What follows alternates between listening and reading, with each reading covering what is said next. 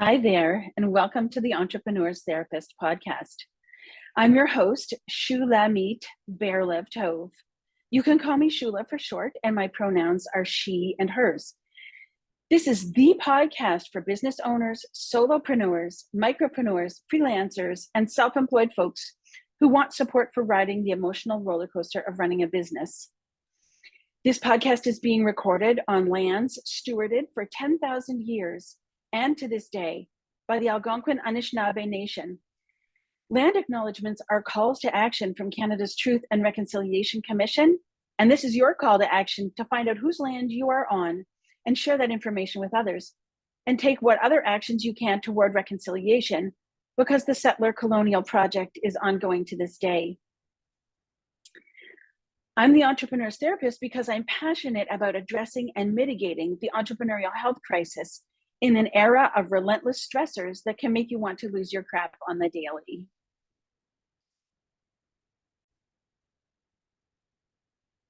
I do this by supporting individual women entrepreneurs to care for their mental and emotional well-being. And I also speak and teach about the missing piece in our business foundations, mental health, through keynote speaking and educational workshops. Today, I'm talking about scarcity and abundance. Information about so-called scarcity mentality, a term that was apparently coined by Stephen Covey, is all over the internet, in the self-help section at the bookstore, and it shows up in coaching and in classes as well. A scarcity mindset is often described as a belief that there's simply not enough to go around, or a focus on lack, or living from a limited source. People with a scarcity mentality tend to see everything in terms of win-lose, says Covey. There's only so much, and if someone else has it, that means there will be less for me.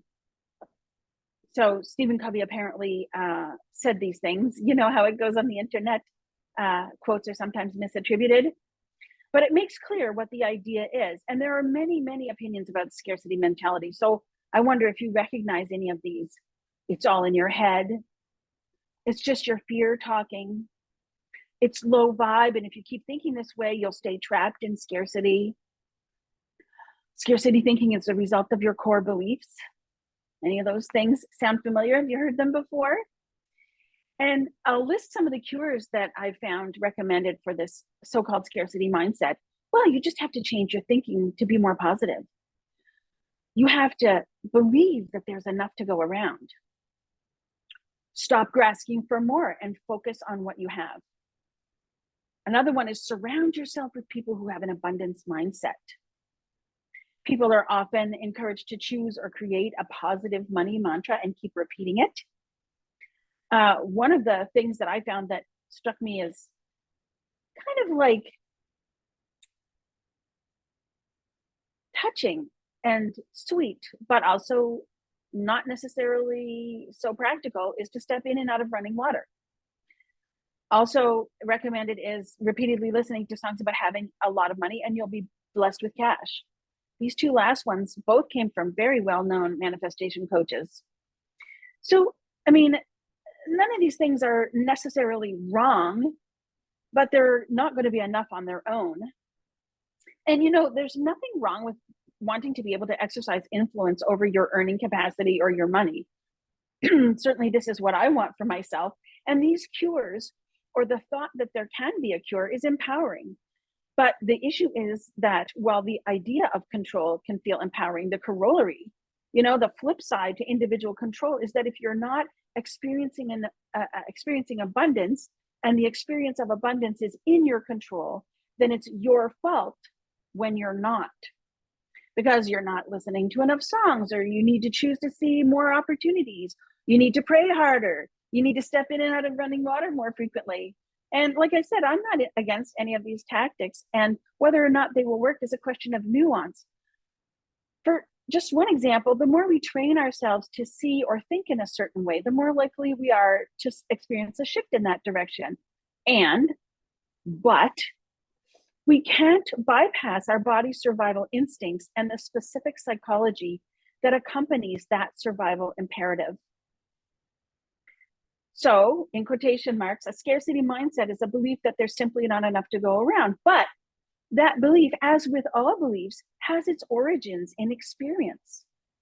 In quotation marks, someone with a scarcity mindset focuses on the lack of things. But for humans whose nervous systems are focused on survival, focusing on what we don't have and need to get is a survival issue that can quite rightly elicit anxiety or even fear.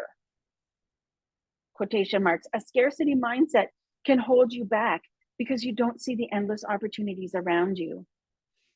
But much scarcity mindset advice treats the mindset and related behaviors as if they're choices. But in many cases, we literally can't see them because of the effect of scarcity, of how scarcity impacts our perception. Entrepreneurs, especially in startups and micro businesses, find themselves faced with limited cash flow. In other words, actual literal scarcity, and find themselves in a flight response. And that's quite normal. Scarcity feels like a survival issue, and it is. It's important to acknowledge that access to privilege, which means scarcity is less present in your life, makes it easier for you to use these mindset techniques because your mind isn't working under the influence of scarcity psychology. And access to privilege also shapes your success. So it has a double impact on scarcity.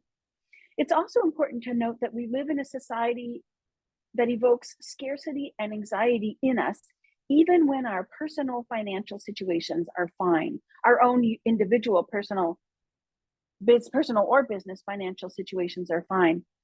Our economic system encourages and is based on competition. And the very experience of competition is based on the idea of scarcity, of there not being enough.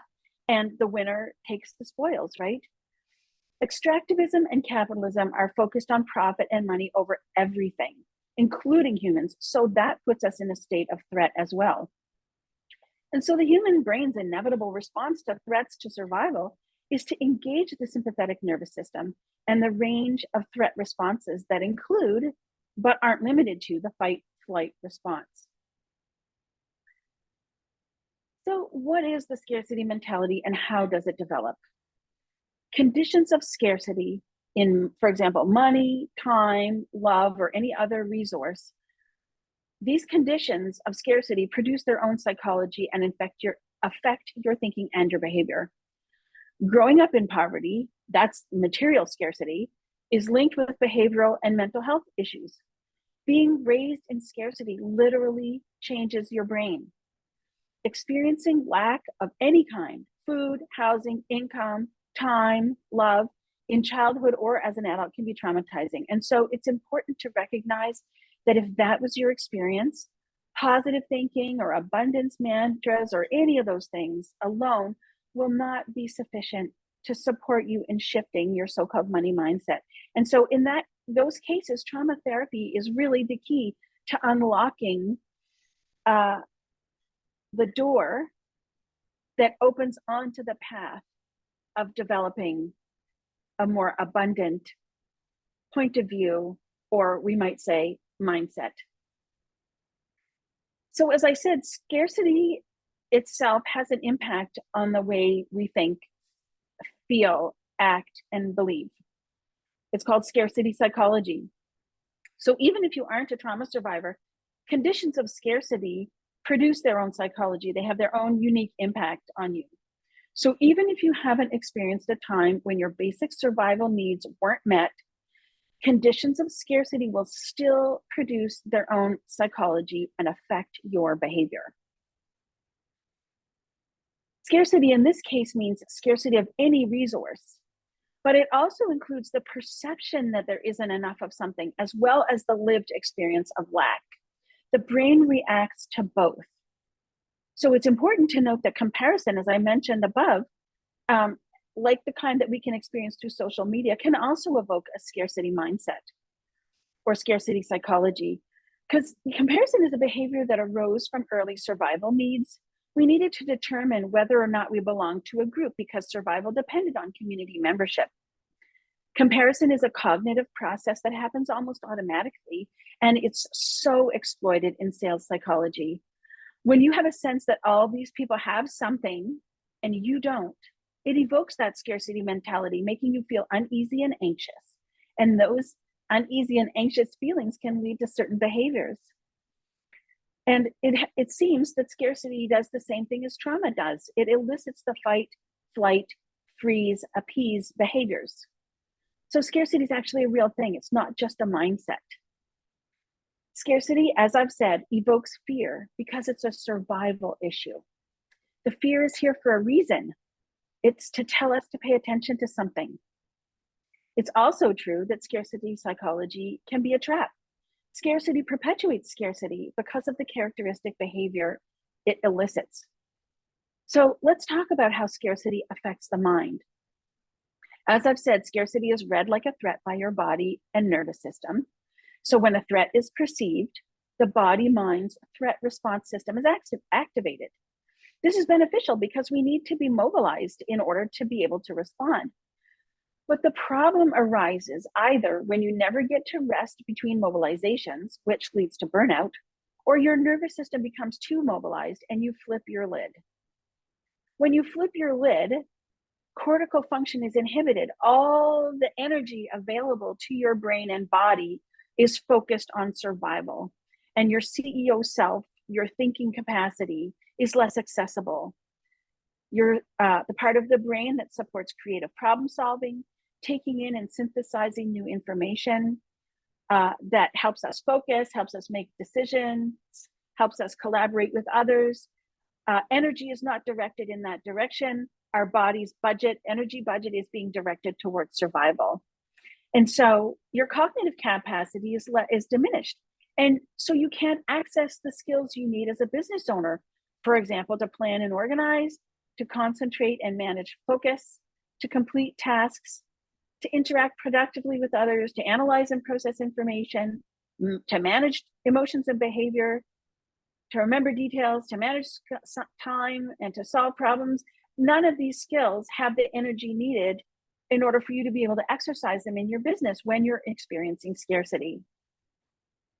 So scarcity's impact on the brain leads to cognitive fatigue and diminished capacity. We call this the bandwidth tax. Your cognitive carrying capacity, or your bandwidth, is taxed, diminished by the constant demands that result from slack, or rather lack of slack, trade-off thinking, and opportunity cost. So lack of slack, what is that? When we're experiencing scarcity, there's less slack, there's less wiggle room. You can think of slack like traveling with only a carry-on bag. Holy crap, let me tell you, in February of 2022, I attempted to travel to Florida with only a carry-on bag. And the cognitive energy that was taken up, like in the 2 months leading up to my trip, to try and figure out what should I take and what shouldn't I take. Like I literally, on occasion, had trouble falling asleep because I was so stressed out about this. The capacity of my carry-on bag, of anybody's carry-on bag, is small, and you're extremely limited in what you can pack. And the less room there is, the more challenging and stressful it is to pack. You can't just go, oh, I don't have to decide right now. I can just chuck that in, so I have it just in case. When you have less slack, there's no room for just in case things. And so this image of the suitcase, the small suitcase and the limited room that you have to pack for travel, is an analogy that you can take, or an image you can take with you when you think of when you have less money. With money, like other resources, when you have slack, when there's more room in the suitcase, the cognitive cost is lower. The thinking is easier, there's less focus, you have to be less vigilant about what you're doing with the limited space. When you're in scarcity, though, you have to think about every little aspect of every decision because you have to make a very little bit go a long way. Trade-off thinking. When you lack slack, when you have little wiggle room, in other words, when scarcity psychology is at play, you have to engage in trade-off thinking. So, for example, when you're packing, it's like, do I take my runners or a curling iron? When you're in food scarcity, or in scarcity altogether, growing up in poverty, it's, do I pay for utilities or rent or food? It's trade-off thinking, one or the other. In business, it's, do I pay the hydro or the line of credit? Do I pay myself or my contractors? And you can, I'm sure, just from this discussion, imagine the drain on your mental capacity when you always have to go this or that, when you're faced every choice you're faced with. There's also the opportunity cost. When resources are scarce, you have to consider this. If I spend my limited liquid cash on this now, what will I be unable to access later? If I spend this cash or use this credit now, what's it going to take away from in the future? What opportunity will be unavailable to me in the future as a result of what I choose to do now? So these three factors, lack of slack, trade-off thinking, and opportunity costs, are the causes of bandwidth tax. Then we have temptation tax. Because of the effects of bandwidth tax, we have much less cognitive capacity. The CEO self is compromised, as I said. As a result, we have less self-control and are therefore more likely to succumb to temptation. It's just too hard to make the decision, so you just say, oh, fuck it, and do the thing you're struggling to decide whether you should or shouldn't do. And in addition, there's another aspect of spending money on goods and services that are tempting. Although the monetary cost is the same, no matter how much access to cash you have, for the person with less money, an item is proportionally more expensive. So for example, for a person who has limited money, proportionally, something might represent to them 50% of what they have available, whereas for a person with more money, it might be 5 or 10% of what they have available. So because of this kind of disproportionate impact, basics turn into luxuries. And as business owners, this can act as a barrier to growth and to accessing the support we need for us and our businesses to thrive. Tunneling is another impact of scarcity psychology. In tunneling, the mind becomes focused on whatever is scarce to the exclusion of most other issues or tasks. And we focus single-mindedly on managing the scarcity at hand. So when there's a threat, of course, it's appropriate to maintain a sharp focus on what matters most at the moment. But in turn, we can neglect what falls outside of that vision. In other words, outside the tunnel. In the moment, that sharp focus is what's needed, but we need a wider vision over the long term. One example of the tunneling that occurs often in business, not taking time to eat. Hello, guilty, because you're working on a deliverable for a client deadline. Or not taking the time to do strategic planning because the day-to-day tasks are making you feel pressured to get them done. When you're in the tunnel, the cost of taking time to eat, of taking time to plan, of taking time to work out or to work on a longer term project like a book, hello, also guilty, is magnified. There's literally less time for your project, your urgent project now when you spend it on some of the longer term goals. Tunneling also minimizes the benefits of what you're putting off. Those distant long-term benefits on your health, on completing your projects, on the growth of your business, they appear much less urgent. And again, in the moment, that's not a problem. But over time, with client deadlines, daily or hourly, consistently not eating will undermine your capacity and well-being overall, right? You can see how putting things off and putting things off and putting things off eventually will have a significant impact, even though in the moment, it doesn't seem like it would. So when you're not functioning at capacity, it's hard to run your business well. Tunneling connects to goal inhibition because if the goal sits outside the tunnel, it's ignored, as I've talked about. For example, your long-term health or long-term big projects like book writing. And this CEO self skill of inhibitory control stops unhelpful automatic reactions, but you have to have cognitive capacity for this inhibitory control to come into play. This inhibitory control enables us to choose a better, more thought out response rather than an unhelpful automatic reaction. This thought out response is flexible, creative, and adapted to the situation, whereas the automatic reaction is just what we've always done.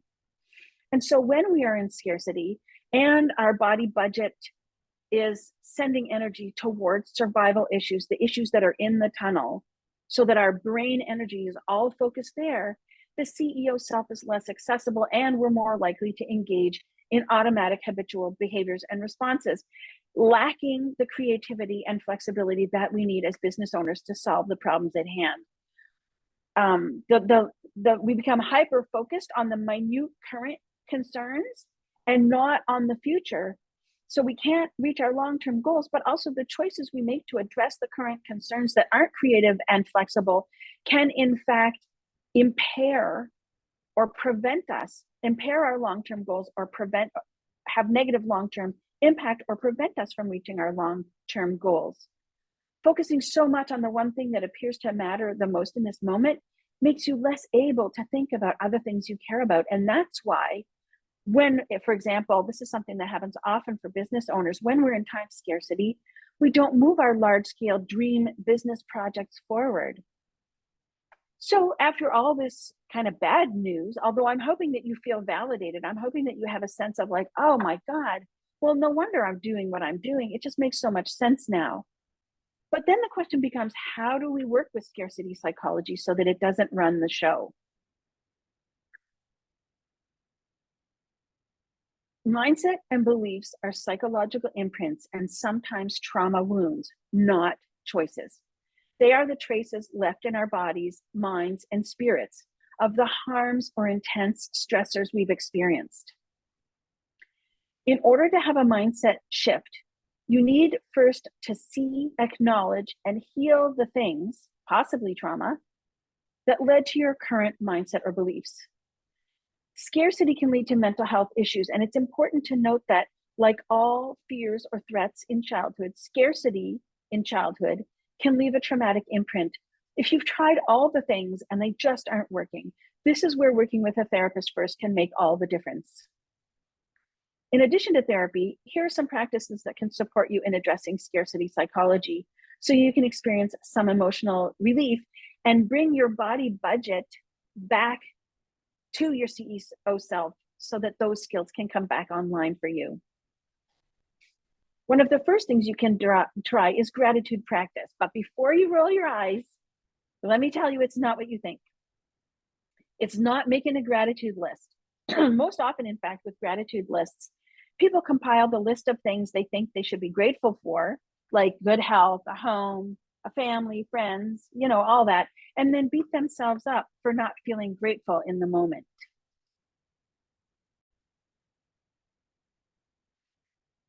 Because of the mind's focus on survival, it has a tendency to be Teflon for good and Velcro for bad. So gratitude practice that actually works involves training your mind, your awareness, to include the whole of your experience, both good and bad. It's not bringing out good that cancels the bad, and it's not focusing too much on the bad so that you can't see the good. It's about including the whole experience. This widens your view, helps put things into perspective, and helps you experience more of the positive emotions that give you the resources to address the problems and challenges that you face. So as I said, it's not that the positive cancels out or eliminates the negative, but rather that the two are in their proper relationship to one another.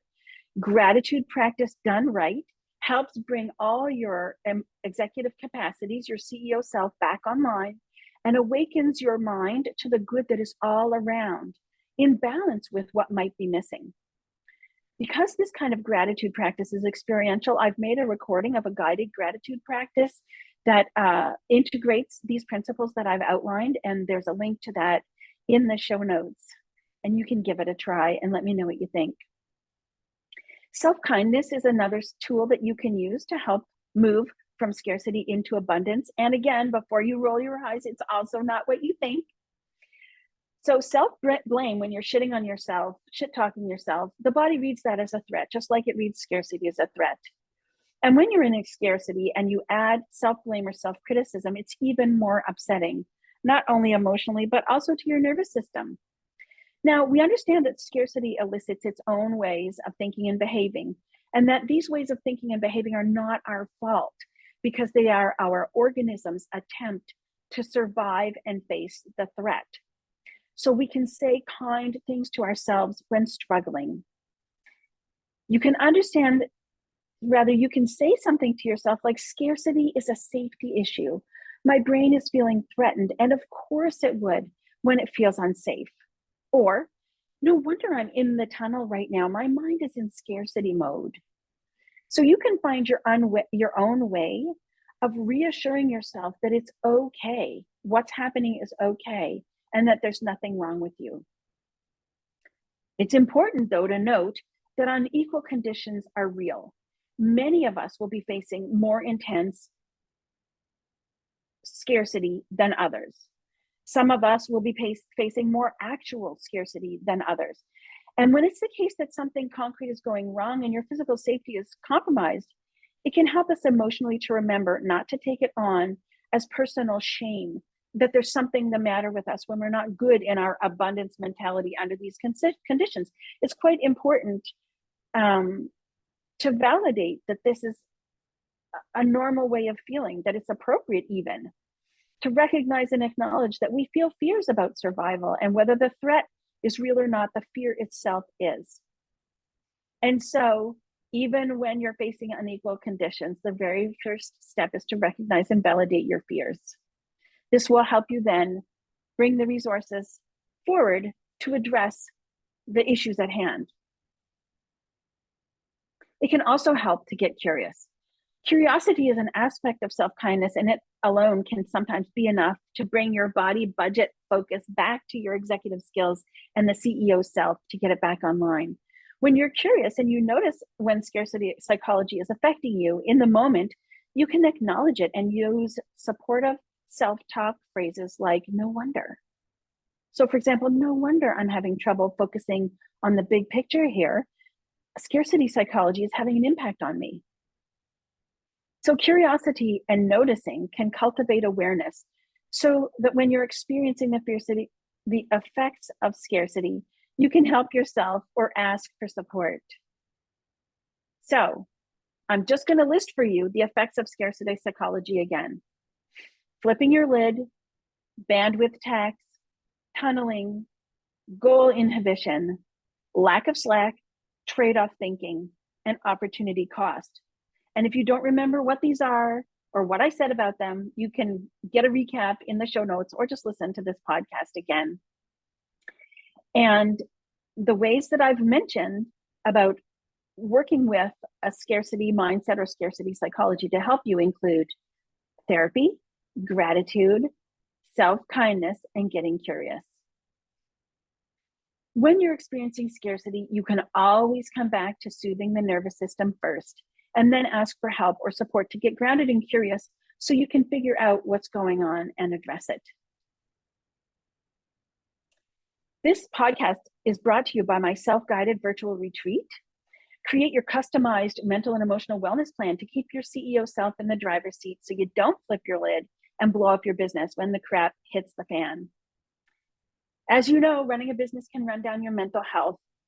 And as whole humans who own small businesses, a mental health plan should be part of our business strategies. And so you can boost your business with a mental health plan.